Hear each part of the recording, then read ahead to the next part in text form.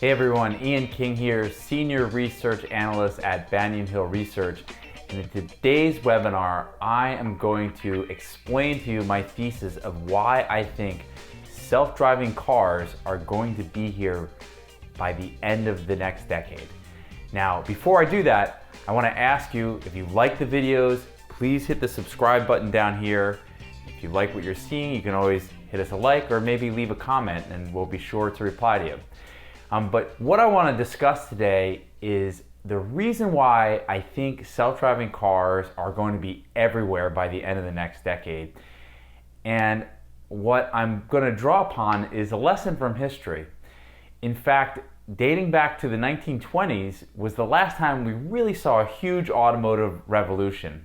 And this was really sparked a decade earlier than 1920s. In 1908 specifically, Henry Ford unveiled the Model T and the assembly line to make the car more efficiently. You see, before 1908, there were automobiles. It's just that they were really expensive and only rich people really drove them. But Ford's assembly line model allowed the car to be produced more efficiently. Instead of having one person make the car, put every part together, you specified what part of the car you're working on and then it moved down the assembly line. So the price of the Model T in 1908 was about $800, which is still expensive for the time.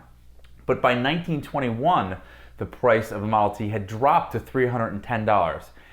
And listen to what this did to auto ownership in the United States. In 1918, only about 7% of American families had cars, but by the end of the 1920s, nearly 80% of American families owned an automobile.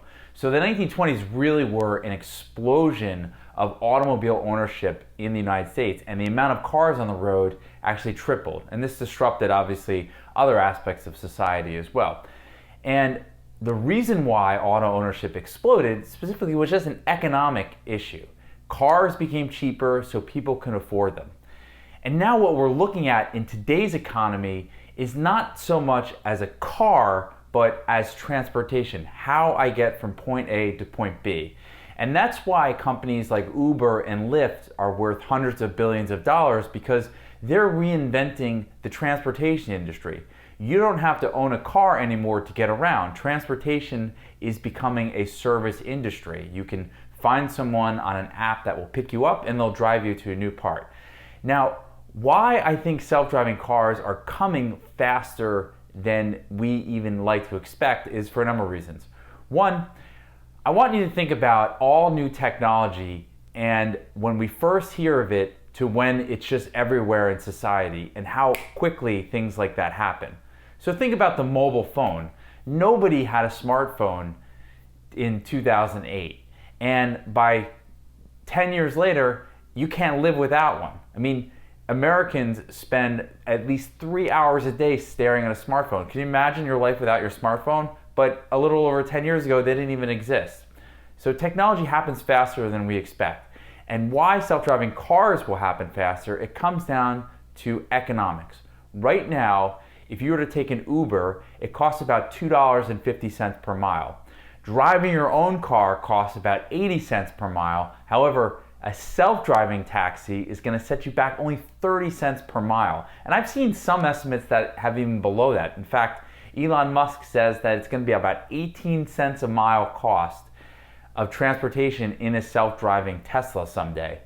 And that's why experts predict that 95% of cars on the road by 2030 will be self-driving vehicles. And it all comes down to the economics. So think about this for a minute. The other catalyst that's huge here is the insurance industry. Insurance rates have been going up about 5% a year for the past couple decades. I mean, Progressive Auto Insurance is one of the best performing stocks of the last 20 years. And if you think about insurance costs right now, on a $300 a month lease, it could cost you $150 a month insurance, and that's with a good driving record in most areas of the country. So 50% of the cost of your car is insurance. Well, I got bad news for you, because those rates are going to go up when self-driving cars first hit the road, because humans are the ones that are responsible for the errors. In fact, 92% of auto accidents are because of human drivers. So humans are going to bear the cost of auto insurance in the future, and auto insurance rates are going to go up, and people will reject cars and go for other forms of transportation instead, and especially that includes self-driving cars. And so I think just like in the 1920s, it's really going to come down to an economic issue. And that's why self-driving cars will be everywhere by the end of the next decade. I'm Ian King for Banyan Hill Research, and I'll speak to you soon. Thanks for tuning in.